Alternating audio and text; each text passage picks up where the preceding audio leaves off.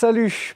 Aujourd'hui, petite vidéo, j'ai des travaux à faire sur la moto au niveau du carbu et de la boîte de vitesse. Donc je vais vous montrer ça tout de suite. Au niveau de mon carbu, j'ai ici le joint de cuve qui fuit, donc il est percé à ce niveau-là. Il va falloir que je démonte tout le carbu pour pouvoir le sortir. Et j'ai ensuite le joint spi de la fourchette d'embrayage, donc je crois qu'ils appellent ça le désélecteur d'embrayage. Je ne suis pas certain du terme exact, donc si vous avez le terme, n'hésitez pas à me renseigner dans les commentaires. Voici donc le joint spi que je dois remplacer au niveau de mon désélecteur d'embrayage. Et j'ai ici le joint de la cuve du carburateur. Maintenant, il va falloir que je m'attelle à démonter tous les carénages. En attendant, petite intro et on se retrouve une fois que les carénages sont déposés pour me faciliter l'accès.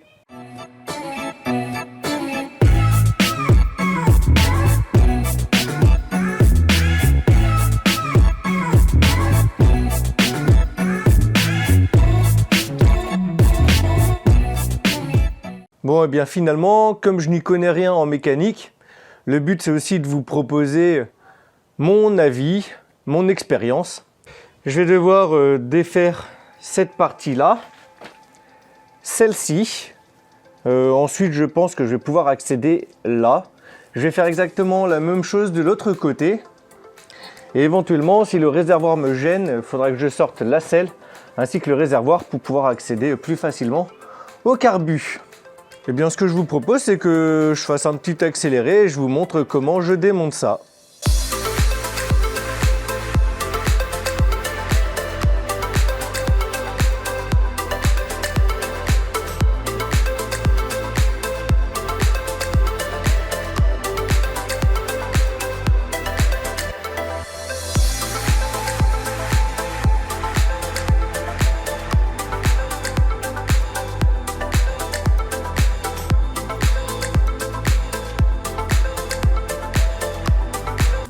À présent, avec une clé Allen, je vais défaire la vis qui se situe juste ici et de l'autre côté, et je vais pouvoir sortir la selle.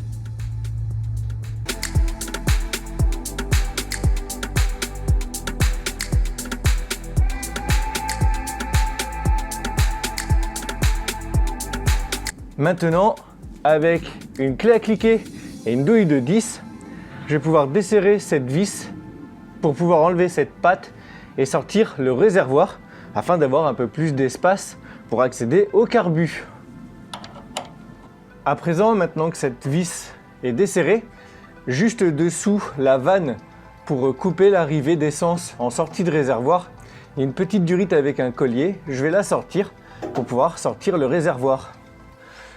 Et voilà, j'ai enfin pu démonter tous les carénages, ma selle, le réservoir. Je vais avoir une place beaucoup plus pratique pour accéder au carbu. Donc voilà, maintenant on a accès au carbu. En haut, derrière, j'ai deux durites.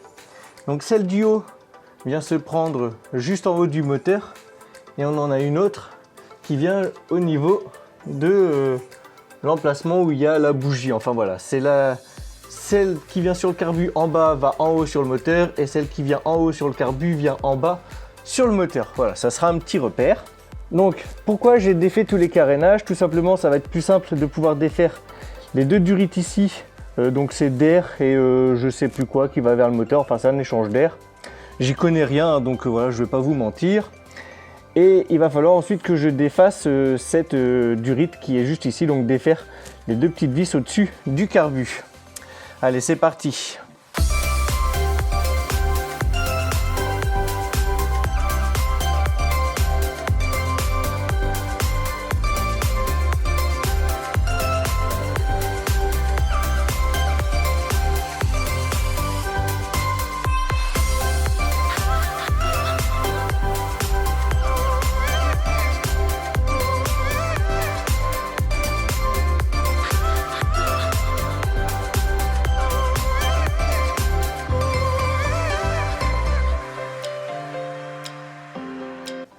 Voilà, donc on peut voir que ça pisse un petit peu l'essence forcément vu que j'ai défait les deux durites.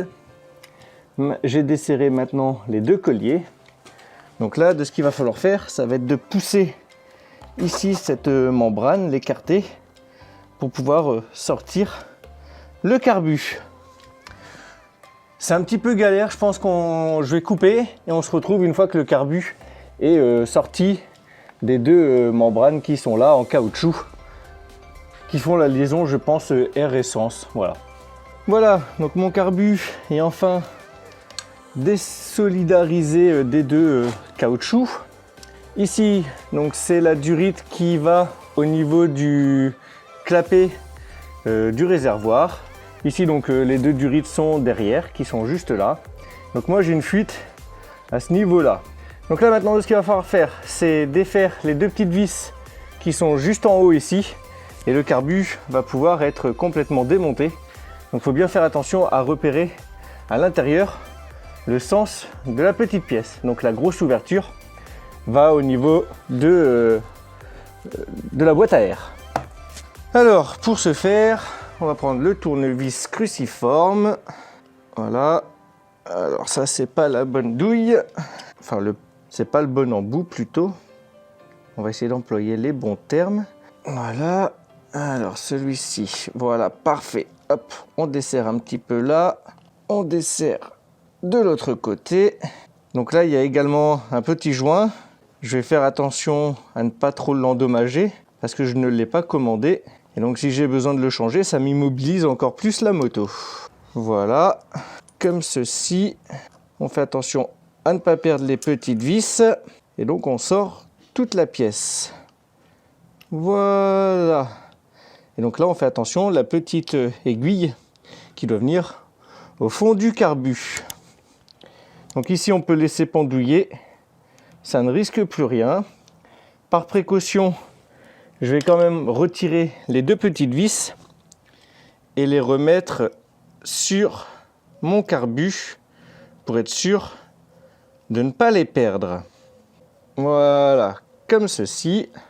Donc ensuite, il va falloir que je défasse les trois petites vis qui sont juste là. Donc là, là et là. Ça va pouvoir m'écarter la cuve de cette partie haute.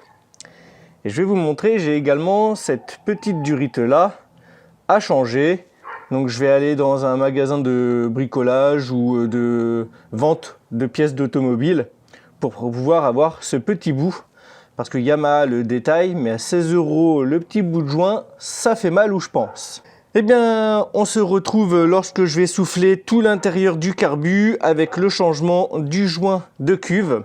Et après, on fera place au remontage. Donc ça, ce sera que demain, puisqu'aujourd'hui, je ne vais pas avoir la possibilité de le faire. Voilà, vous avez vu que j'ai démonté le carbu. Maintenant, ce que je vais pouvoir faire, c'est de desserrer mon câble d'embrayage et pouvoir sortir le petit ressort qui est juste là et pouvoir tirer cette grande patte pour changer le joint spi qui est juste dessous.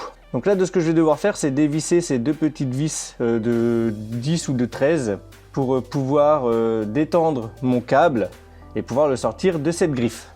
Allez, c'est parti. Ce n'est pas du 13, c'est du 12. Donc là, je vais desserrer. Donc ça pousse mon vis.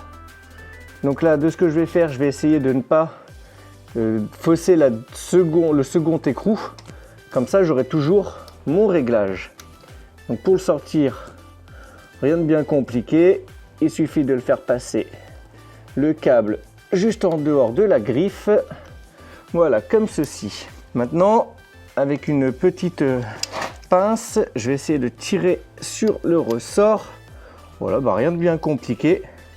C'est sorti tout seul. Normalement, on a juste à tirer ceci. Donc, je fais attention à ne pas le défaire de travers. Donc, voilà comme c'est fait. On a ensuite la petite rondelle. Et j'ai ensuite le joint spi qui est juste là. Donc là, on prend un petit tournevis plat et on essaye de faire levier. Voilà, comme ceci. Donc, le joint est juste là. Je vais prendre un petit chiffon, je vais essuyer et on se retrouve pour la mise en place du nouveau joint. Donc, voici le nouveau joint. Voici l'ancien. Alors vous ne le voyez peut-être pas forcément, mais effectivement, ici il y a une toute petite entaille. Je pense que c'est ce qui faisait que ça générait ma petite fuite de liquide de boîte. Donc je vais reprendre le nouveau. Je pense qu'il n'y a rien de sorcier. Il suffit juste de venir bien l'enquiller. Hop, là. Voilà, de bien l'appuyer. Alors c'est vrai que c'est pas très simple. Voilà, donc l'autre était bien à fleur. Donc je fais pareil. Ensuite, on reprend la petite rondelle. Donc je vais passer également un petit coup de chiffon, enfin de l'essuie-tout. Voilà, on nettoie la pièce comme ceci. Voilà, je fais attention qu'il n'y ait pas d'impureté. Je la replace par-dessus. Je vais passer aussi un petit coup de chiffon, donc juste ici, autour de là où c'est bien gras. Hop là, alors ceci vient comme ça. Voilà, donc là, rien de compliqué, hein. Si ça tombe comme moi, ça vient de faire le cas. Ça vient donc comme ceci. La griffe qui prend le câble d'embrayage et ici cette partie qui vient se coincer juste là au niveau d'où il y a ce fil électrique. Donc pour le remboîter, eh bien rien de très compliqué. Il suffit de le remettre de la même manière qu'on l'a enlevé. Alors si tu veux bien rentrer, voilà. Je reprends ma petite pince et voilà. Et donc là, j'ai toujours un petit mouvement qui se fait et j'ai la possibilité de remettre mon câble. Hop, viens là, j'ai les doigts très gras. Allez. Ah purée, ça a été plus facile de l'enlever que de le remettre. Voilà, donc maintenant je resserre comme je l'ai enlevé. Je fais un petit test pour voir que ça l'actionne bien. Parfait. Je reprends ma clé de 12 et je viens resserrer le tout. Hop, donc là ça force un tout petit peu, pas besoin de forcer de trop. Donc j'avais compté 10 dents, enfin 10 tours de filetage. 10, parfait. Donc voilà, maintenant j'espère que ce problème est résolu. Il me restera plus que demain à nettoyer le carbu et le remonter. Et voilà, j'ai enfin pu m'occuper de mon joint de carbu. Malheureusement, l'endroit où j'ai pu faire ce changement, je n'ai préféré ne pas filmer. Je vais quand même vous montrer ce que j'ai fait. Voici donc le carbu. Le joint se situait donc juste ici. Donc très simple, hein, comme je l'ai dit hier, il suffisait de défaire la vis qui est là, celle qui est juste ici, enfin la troisième qui est là. Ensuite, j'ai juste eu à décoller la cuve et j'ai récupéré donc ce vieux joint donc qu'on peut voir qui est un petit peu déformé. Je le trouve d'ailleurs plutôt plat alors que le tout neuf était assez cylindrique, donc ça coûte rien de le changer. Maintenant j'ai une petite durite à changer, donc celle qui est juste ici, qui est complètement éventrée. Je sais pas si on va le voir, voilà, on voit un petit peu. Donc je suis allé chez Pierre Auto sur conseil et j'ai acheté donc 1 mètre de gaine en diamètre 4 avec les deux colliers. Ça m'a coûté un petit peu moins de 5 €. Donc maintenant, je vais découper un petit morceau là-dedans pour avoir à peu près la même taille. Et ensuite, on va le monter directement sur le carbu. Allez, c'est parti. Comme vous pouvez le constater, j'ai posé ma durite. Alors très simple, hein, pour le couper, j'ai pris la dimension, j'ai pris le couteau, j'ai coupé. Ça va très bien avec un simple couteau de cuisine. Alors par contre, ce qui me dérange un tout petit peu, c'est les colliers qui sont vraiment énormes. Et surtout celui-ci qui passe juste devant la vis de réglage en air. Bon, un tournevis passe quand même très largement.